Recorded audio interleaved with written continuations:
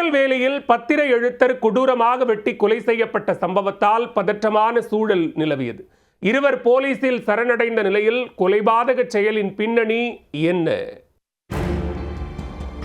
திருநெல்வேலி மாவட்டம் எட்டேரி அருகே ஆணையப்பபுரத்தைச் சேர்ந்தவர் சுந்தர்.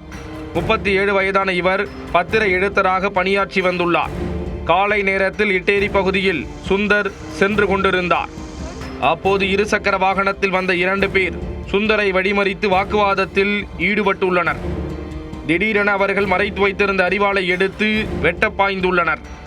அதை கண்டு அதிர்ச்சி அடைந்த சுந்தர் சுதாரிப்பதற்குள் சரமாரியாக வெட்டி உள்ளனர்.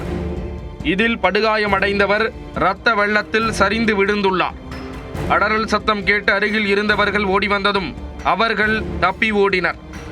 இதையடுத்து இரத்த வெள்ளத்தில் உயிருக்கு போராடிய சுந்தரை மீட்டு திருநெல்வேலி அரசு மருத்துவக் கல்லூரி மருத்துவமனைக்கு அழைத்து சென்றனர். அங்கு பரிசோதித்த மருத்துவர்கள் அவர் ஏற்கனவே உயிரிழந்து விட்டதாக கூறியுள்ளனர். தொடர்ந்து சுந்தரின் உடலை கைப்பற்றிய போலீசார் உடற்கூராய்வுக்காக அங்குள்ள பிணவரைக்கு அனுப்பி வைத்தனர். பின்னர் வழக்கு பதிவு செய்த போலீசார் விசாரணையை தொடங்கினர். இதனிடையே பத்திர எழுத்தரை கொலை செய்ததாக கூறி மூலக்கரைப்பட்டி பகுதியைச் சேர்ந்த சகோதரர்களான மணிகண்டன் மற்றும் சுடலை ஆகிய இருவரும் மூலக்கரைப்பட்டி காவல் நிலையத்தில் சரணடைந்தனர். அவர்களை கைது செய்த போலீசார் கொலை வழக்கு பதிவு செய்து தொடர்ந்து விசாரணை மேற்கொண்டு வருகின்றனர்.